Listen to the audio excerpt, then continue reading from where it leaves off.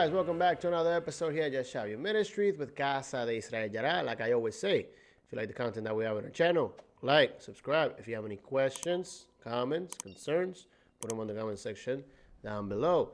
Yes, we're back from Sukkot. We camped 7 days, 8 days, and we rejoice. We had a lot of fun, as you can see, and now we're back to the new biblical cycle, elevating ourselves, getting to know what Yod-Heh-Vav-Veh wants from us as creation, right? We understand that he is the creator of everything. So if we follow his will, we follow his blueprint, which is in the book of BERESHIT in the beginning, and we will understand what he wants us to fulfill in our lives. With that being said, let's do the Torah blessing, and let's get started. Baruch Adonai HaMevorah, Baruch Adonai HaMevorah, Leolam Va'ed. Baruch Ata Adonai, Eloheinu Melech HaOlam, Asher Bahar Mikol Ha'amim Venatan Lanu Et Torato. Baruch Ata Adonai Noten HaTorah. Bless Adonai who is blessed. Bless Adonai who is blessed now and forever. Blessed are you, Adonai, our God, sovereign of the universe, who has chosen us from among the peoples and has given us the Torah. Blessed are you, Adonai, who gives the Torah. Amen. So, like I said, this week's Torah portion and the book that we're starting in this new cycle is Bereshit, or Genesis. Let's get started. So the book of Bereshit, Genesis, starts off with creation, the blueprint, the beginning. And this is something that is not ancient to the people in the ancient Near East. They all had mythological stories on how creation came to be and how the gods created everything. Their focus was mainly in chaos and how in the middle of chaos, gods battled for power and to control nature in itself, understanding that these interpretation of gods were subjected to kings and priests. Now, Elohim himself gives the people of Israel and us the creation account of how it happened. And it's very interesting because as other nations focused on the chaos or the afterlife, Elohim destroys that and establishes that he has controlled chaos in the beginning with his spirit. So we're going to understand this, and then we're going to unpack the creation of Elohim and how we are meant to live by the structure in this book in the beginning. Okay, so let's read. So it starts off like this. Bereshit bara Elohim et hashamayim va'et haaretz v'haaretz hayeta tohu vavohu va'toshech al pnei tehon barucha Elohim merahefet al pnei hamayim. In English, it says the following. In the beginning, God created the heavens and the earth. The earth was formless and void, and darkness was over the surface of the deep. The Spirit of God was moving over the surface of the waters. Then God said, "Let there be light." And there was light. And God saw that the light was good. And God separated the light from the darkness. God called the light and the darkness, he called it night. And there was evening, and there was morning, and there was one day. Then God said, "Let there be an expansion in the midst of the waters, and let it separate the waters from the waters." And God made the expanse and separated the waters which were below the expanse from the waters which were above the expanse. And it was so. God called the expanse of heaven, and there was evening, and there was morning, and the second day. And God said, "Let the waters below the heavens be gathered into one place, and let the dry land appear." And it was so. God called the dry land earth, and the gathering of waters he called seas. And God saw that it was good. Then God said, "Let the earth sprout vegetation, plants yielding seed, and fruit trees on the earth, bearing fruit after their kind, with seed in them." And it was so. The earth brought forth vegetation, plants yielding seed after their kind, and trees bearing fruit with seed in them after their kind. And God saw that it was good. There was evening and there was morning on the third day. Then God said, let there be lights in the expanse of heaven to separate the day from night. Let them be for signs, for seasons, for days and years. Let there be light for in the expanse of the heavens to give light on the earth. And it was so. And God made two great lights, the greater light to govern the day, and the lesser light to govern the night. And he made the stars also. God placed them in the expanse of the heavens to give light on the earth. So, as we can see, Elohim is starting the narrative, and he's establishing that he himself, through his spirit, has established control over the heavens, the seas, the waters, the earth, the luminaries, the sun, the moon. And this is a very important statement, not only right now, but remember, Israel is the one that has to meditate on this instruction and in this message by Elohim, because other nations had creation narratives, and they were based on many gods, and these gods fought for power, and they controlled the heavens and the earth, and they were worshipped by different many gods. Egypt himself depended on the sun being eaten by a cat or a snake. I don't know exactly, because I'm not really, or have not read it to detail, but that was their mentality. The sun was eaten by the moon was eaten by the sun, and etc., etc. And this imagination that they had was what triggered their lifestyle. This is what they live for and live by. So Elohim is establishing, I created everything. And not only did I create everything, but I gave it a specific function for its purpose. Nobody is to change that. Why? Because he created it himself. Okay? Now, it is interesting because we're going to go into the PowerPoint and we're going to dive in a little deeper into this. Okay? So, BERESHIT. Torah portion in the beginning. Genesis 1, verse 1 through chapter 6, verse 8. The Haftarah portion, or the prophet portion, is chapter 42, verse 5 to chapter 43, verse 10. And the Brit Hadashah portion is John, chapter 1, verse 1 through 17. Okay? The story of creation, or cosmology, that opens the book of Genesis differs from all other such accounts that were current among the people of the ancient world. The creation narrative lacks interest in the realm of heaven, in its economy of words, in depicting primeval chaos, are highly uncharacteristic of this genre of literature. And this is when I said that they were focusing on the chaos and what happened in the chaos and how did everything come to be. And it's interesting because here the word for deep, which is tehom, refers to a primordial and primeval seas. In the creation period, it covered everything. In creation, it was pushed out to the edges of the cosmos, where it was restrained by God's power. So God here establishes that he created the seas. And it's important because nations around Israel believed that the seas were untamable and it was chaos and nobody can tame the seas, right? And God himself says, not only I can tame the seas, but I created it and I separated it and I gave it a function. And so this is why it's very important, like in the New Testament, for example, when Yeshua himself walks on water, the message is that God has sent his messenger who can control the chaos in the world. So it's very interesting, okay? Now, the creation narrative in Genesis deals directly with what lies beneath the celestial realm, meaning the function of the creation elements. The 6 days of creation, right? So this, I took it from the JPS Torah commentary, and it divides the days of creation in 2 groups. The groups of creation, which are group 1, the resource, which was the light, sky, living terrestrial waters, and dry land, and vegetation, which it classifies them as lowest forms of organic life. Then group 2, the utilizers that utilize the first 3 elements, the luminaries, fish and fowl, land creatures, and humankind, which are designated as highest forms of organic life. Okay, so this is what God, in the order that God established creation, understanding that there are many gods who control many elements of creation.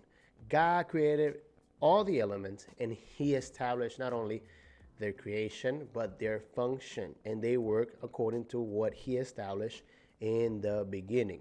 Okay, this is very important because the Sweets of Sukkot had taught that Israel depended on rain, they depended on the vegetation so that they can bring the first fruits not only to Sukkot but to Pesach, to Shavuot, right? So God is establishing through Israel and letting them know, I in the beginning established a specific order. If you follow that order and you maintain the land, it will give you fruit. Okay? In the beginning is when God established this order and how it will work. Creation and cosmology are familiar topics in a number of different sources of texts, but especially in the mythological literature of the ancient world. Few texts, maybe none, can actually be called creation texts, but they nevertheless provide considerable information concerning ancient beliefs.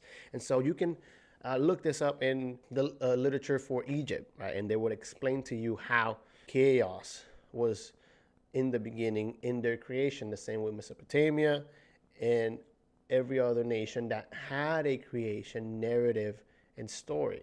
Okay? Egypt, the Memphite theology, focusing on the god Ptah, is known for a single copy dated about 700 BC, though it was believed to have originated in the 13th century.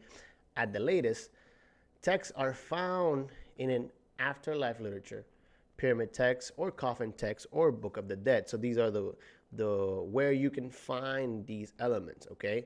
From Heliopolis featuring Atum and Heliopolis featuring Amun. Allusions also occurred in wisdom pieces such as the instructions of Merikare, cosmological depictions such as those found in the cenotaph of Seti I in the 13th century can also be instructive. So those are documentations that would explain and establish their cosmological explanation for the Egyptians and the creation of the world. Okay, the Epic of Artaxerxes, the 17th century, Mesopotamia, contains an account of the creation of men.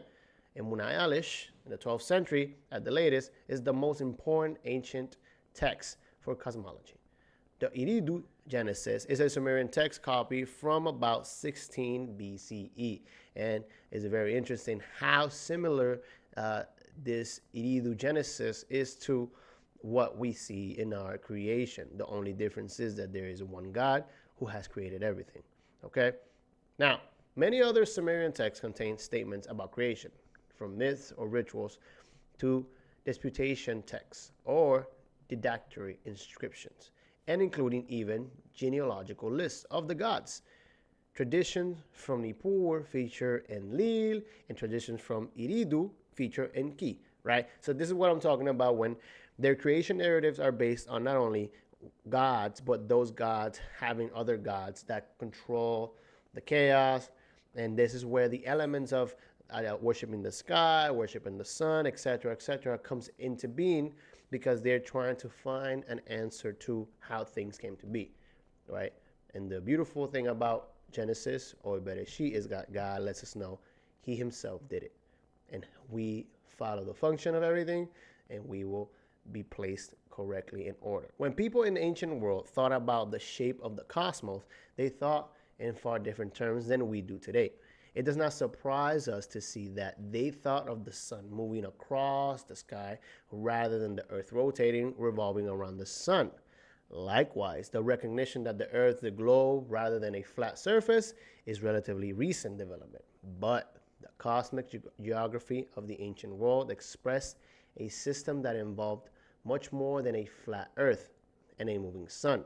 As we might expect, their cosmic geography was the result of two influences: the perspective of observation and the beliefs of the roles of the gods in the cosmos. Okay, so this is what they were going based on in their descriptions of their documents, right? What they can see and what they can interpret through their gods, technically, that they had created. This is an image of how they would see, especially Israelites, right? Israelites thought about the world in a term similar to those of cultures around them. The terminology of the Old Testament reflects this cosmic geography, and discussions of creation are based on this understanding. The image that I have here depicts a modern artistic reconstruction of an ancient Israelite view of the cosmos, the sky, supported by mountains in the edges. And it's very interesting because in the ancient Near East, mountains, and even today, we understand that Mount Zion,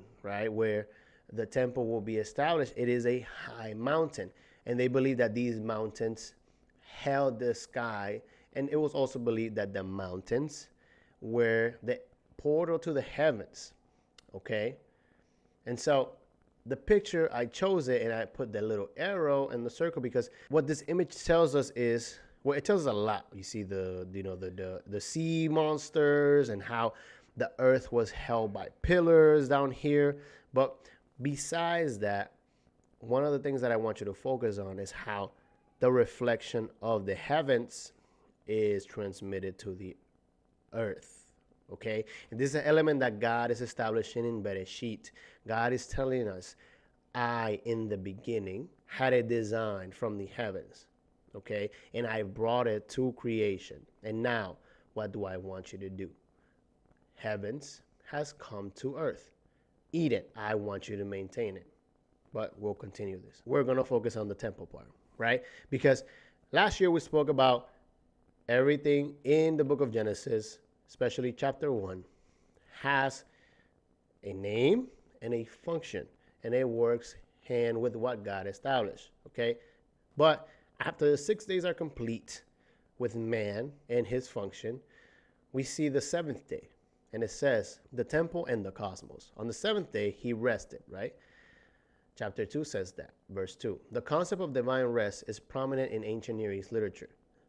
Deities rest in achieved a temple, generally as a result of order having been established.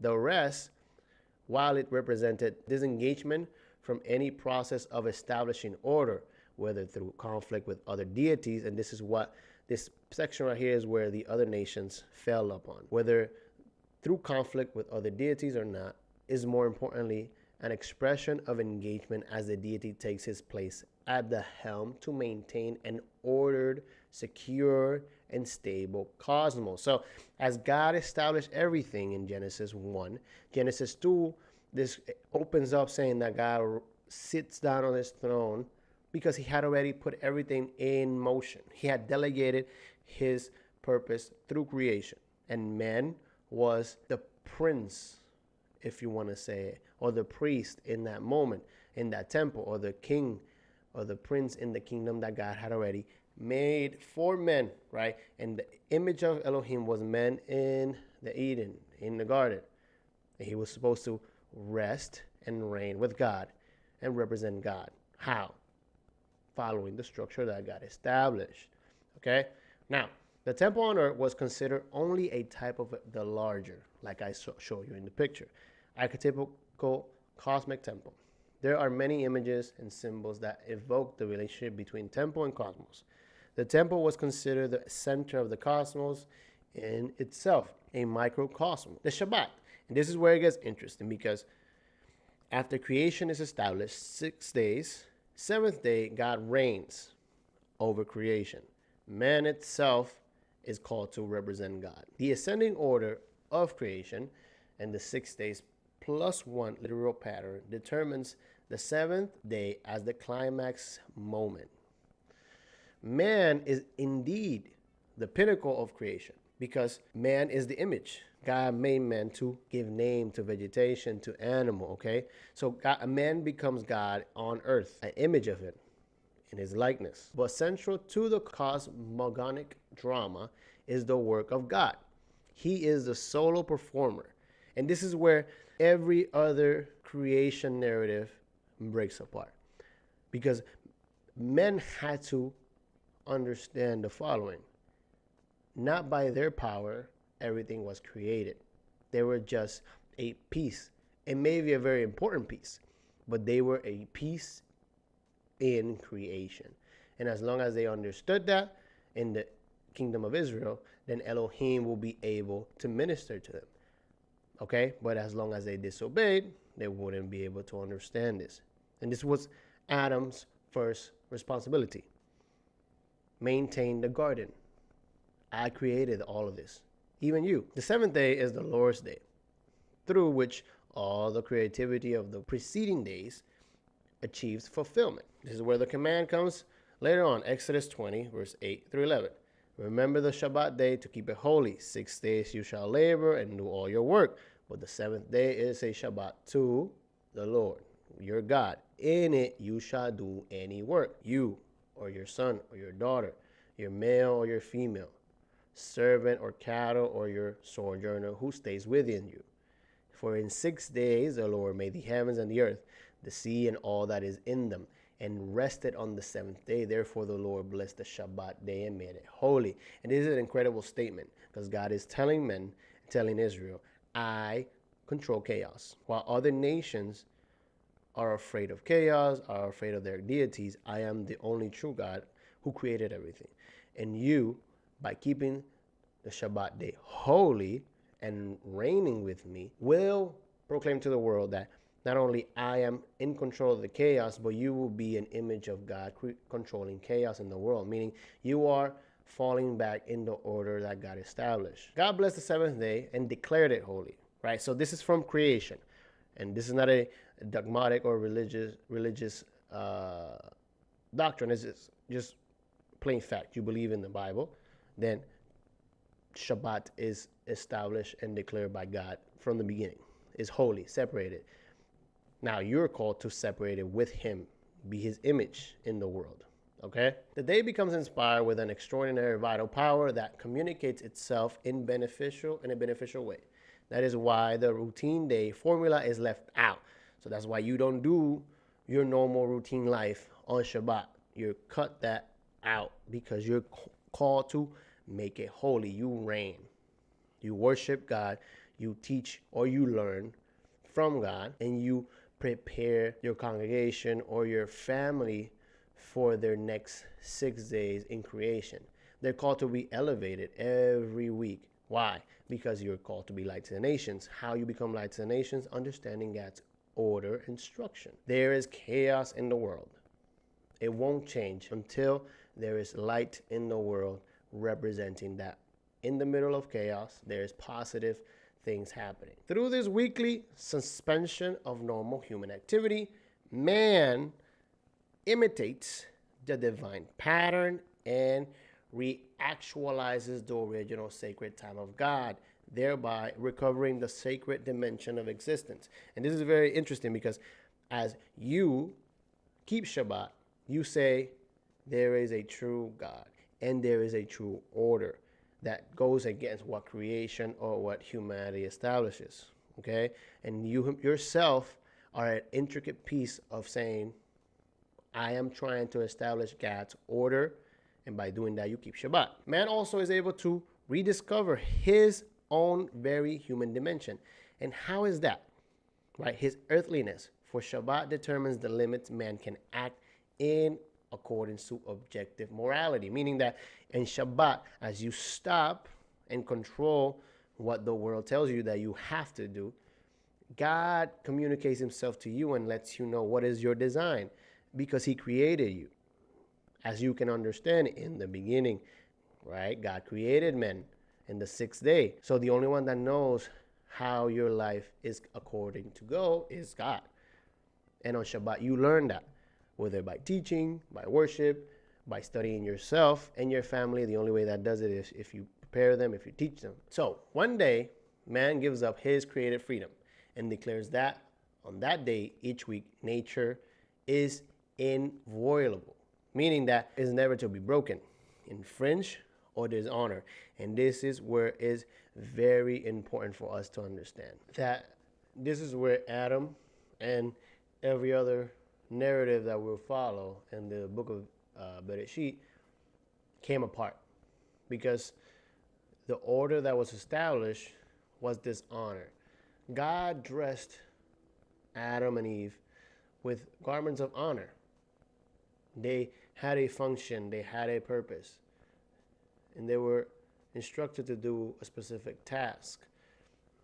And so they disobeyed because the serpent enticed them to, or because they desire to do their own will, because they still had a choice and they made choices that got them away from God's covering. And this is understanding the blueprint. God created everything. The thought that the serpent gave Eve and that Adam adopted himself is that you can be like the creator. And there is the problem. You can know so much that you can be like him. And there they were tempted. They forgot that the structure that was established, the creation, was God's. God created everything. And so for us, he gave us the seventh day as a commandment to understand that we keep it holy. And the Shabbat is what we have now. Why? Because it's what gives us the blueprint to God's kingdom. How he morally wants us to live. How he morally wants us to establish our families for the generations to come. Our lives are sanctified by us sanctifying the Shabbat and being obedient, and obviously obeying every other commandment that is established for us to obey in the time and space that we live in. But when we celebrate Shabbat, we understand that and we proclaim that God created the heavens and the earth and gave everything its function, that everything that exists is his, and that he is the sole provider of everything that we have. And that is a message that goes against what the world proclaims. In the world, you would hear that you have the power to do everything, and you have the power to create. And even though you do have the power to create, the only reason why you are able to create is because there is a creator. There is a higher purpose. There is a higher entity that you will never be able to match. And so, what do I want to establish by this teaching is that as we enter this biblical cycle, the important key element that we have to understand is, how do we honor God? How do we seek God's kingdom and his purpose? What does he want? Because that's what's going to differentiate this biblical cycle. That's what's going to differentiate your understanding. What does he want? So with that being said, I hope you enjoyed this opening to what might be a great and amazing year.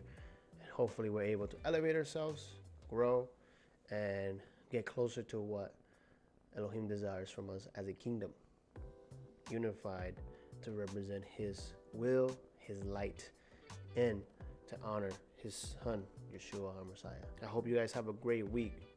Shavua Tov and Shabbat Shalom. Thank you.